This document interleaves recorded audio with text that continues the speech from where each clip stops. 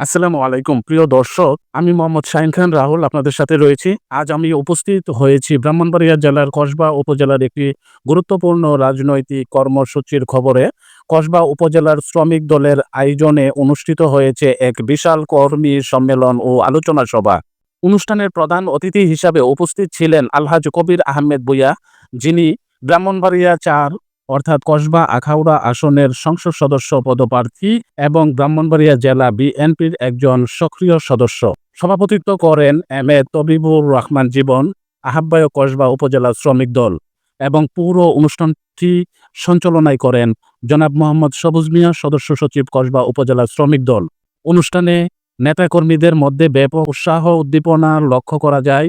বক্তারা শ্রমিকদের অধিকার, রাজনৈতিক অঙ্গনে তাদের অংশগ্রহণ এবং আসন্ন জাতীয় নির্বাচনে ভূমিকা নিয়ে গুরুত্বপূর্ণ বক্তব্য উপস্থাপন করেন। এই ধরনের সম্মেলন দেশের রাজনৈতিক শ্রমজীবী মানুষের অবস্থানকে শক্তিশালী করতে ভূমিকা রাখে বলে মনে করেন সংশ্লিষ্ট নেতারা। আমি উপস্থিত থেকে এই ঘটনাগুলো প্রত্যক্ষ করেছি এবং আপনাদের সামনে তুলে ধরেছি। আশা করি ভবিষ্যতে এই ধরনের কার্যক্রম শ্রমিক সমাজের মধ্যে আরও ইতিবাচক প্রভাব ফেলবে। এই ছিল কসবা উপজেলা থেকে আজকের বিশেষ প্রতিবেদন। সঙ্গেই থাকুন। বিসমিল্লাহির রহমানির রহিম। কসবা উপজেলা শ্রমিক দল কর্তৃক আয়োজিত আজকে কসবা ৭ নং পশ্চিম ইউনিয়ন ও ৪ নং খাড়া ইউনিয়ন কর্মী সভা। আমার প্রিয় নেতা প্রধান অতিথি হিসেবে আছে কসবা আখাড়া গণমানুষের নেতা এবং ব্রাহ্মণবাড়িয়া জেলার ঐক্যের প্রতীক কসবা আখাড়া নয়নেমণি আলহাজ কবির আহমেদ ভূঁইয়া ভাই, ব্রাহ্মণবাড়িয়া ৪ কসবা আখাড়া সংসদ সদস্য পদপ্রার্থী। উপস্থিত আছেন আমার প্রাণের স্পন্দন কসবা উপজেলা শ্রমিক দলের পরিশ্রমিক সদস্য সচিব আমার প্রিয় ভাই জনাব মোহাম্মদ সবুজ ভাই। উপস্থিত আছেন কসবা বড় শ্রমিক দলের সংগ্রামী আহ্বায়ক আমার অত্যন্ত শ্রদ্ধাভাজন বড় ভাই জনাব মোহাম্মদ কাসর আলম। উপস্থিত আছেন প্রিয় ভাই সদস্য সচিব জনাব ফিরোজ মিয়া এবং উপস্থিত আছেন কসবা উপজেলা শ্রমিক দলের যুগ্ম আহ্বায়ক মোহাম্মদ আমিনুল ইসলাম চৌধুরী। উপস্থিত আছেন আমাদের সহযোদ্ধা কসবা উপজেলা শ্রমিক দলের যুগ্ম আহ্বায়ক জনাব জাবেদ এবং বিভিন্ন খালেদা এবং পশ্চিম থেকে আগত আমার শ্রমিক ভাইয়েরা। আমি নাম বললে তিনকো সময়ের দরকার, তাই আপনারা সবাই আমার আপনজন। আমি সকলকে জানাচ্ছি আমার অন্তরের অন্তঃস্থল থেকে সালাম, আসসালামু আলাইকুম। আপনারা শ্রমিক বলে নিজেকে কখনো অবহেলার কাতারে আনবেন না। আপনাদের গর্ব যিনি এই বাংলাদেশে না আসছে তিনি হয়তো বিনা সন্দেহ ছিল আমাদের বিএনপির প্রতিষ্ঠাতা জনাব শহীদ রাষ্ট্রপতি জিয়া রহমান সাহেব বলেছেন যে আমি নিজে একদম শ্রমিক। আমাদের আপসীন নেত্রী বেগম খালেদা জিয়া, দেশ নেত্রী বেগম খালেদা জিয়া বলেছেন আমি একজন শ্রমিকের স্ত্রী। তাই শ্রমিক সংগঠন একটা লব্ধ আছে আমাদের ওয়ার্ড থেকে ইউনিয়ন, ইউনিয়ন থেকে উপজেলা, পৌরসভা, পৌরসভার ওয়ার্ড থেকে পৌরসভা, পৌরসভা থেকে উপজেলা, উপজেলা থেকে জেলা, এই পর্যায়ে জেলা থেকে কেন্দ্রীয় কমিটি পর্যন্ত আমাদের কমিটি আছে, অভিভাবক আছে। বন্ধুরা আমার, বাংলাদেশের জাতীয়তাবাদী শক্তিকে যদি এগিয়ে নিতে চায়, এগিয়ে নেয়, সবচেয়ে বেশি বড় ভূমিকা হলো শ্রমিক সংগঠনের। তাই আমার এটা অনুরোধ থাকবে আমাদের কাছে উপজেলার প্রেসিডেন্ট বা ইউনিয়নের প্রেসিডেন্টের যে মূল্যায়ন, ওয়ার্ড কমিটির সাধারণ সদস্য সেম মূল্যায়ন থাকবে ইনশাআল্লাহ। আমাদের দরজা ওয়ার্ড কমিটির একটা সাধারণ সদস্যের জন্য যেভাবে খোলা রাখো, উপজেলা ইউনিয়ন পর্যায়ের নেতা নেতৃবৃন্দ আসলে একই অবস্থা, একই সেবা পাবে। তাই আপনারা শুধু আমাদেরকে আহ্বান পাবেন আপনাদের প্রয়োজনে। তবে একটা কাজ আপনাদের করতে পারবো না, দুর্নীতি আর চোরা কারবারি, এই দুইটা কারবারে আমরা তাদেরকে কোনো সহযোগিতা। আমরা আলহাজ কবির আহমেদ ভূঁইয়া ভাইয়ের আজকে শক্তিশালী করার জন্য এই সংগ্রাম চালিয়ে যাচ্ছি।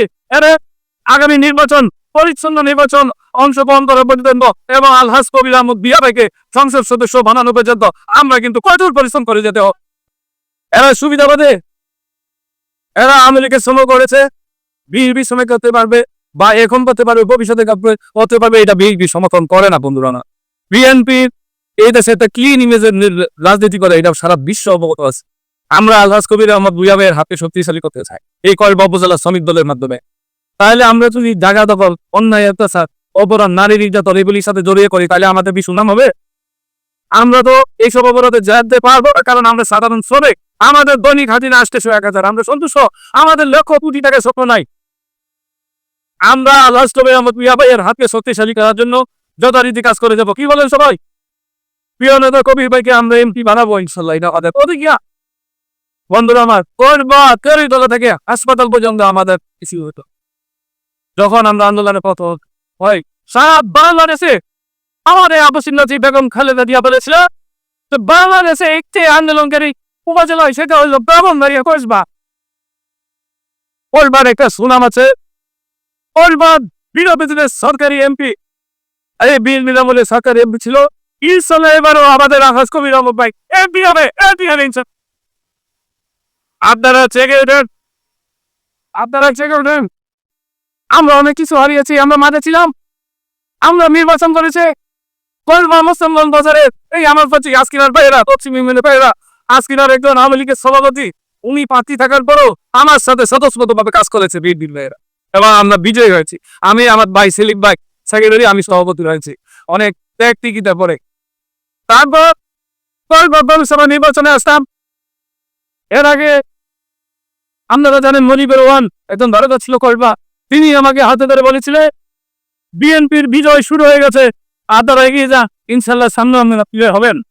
তাই আমি ওনার জন্য আপনার শ্রদ্ধার সাথে করতে চাই যে যেখানেই থাকে উনি সুস্থ থাকুন, ভালো থাক ভাইয়েরা।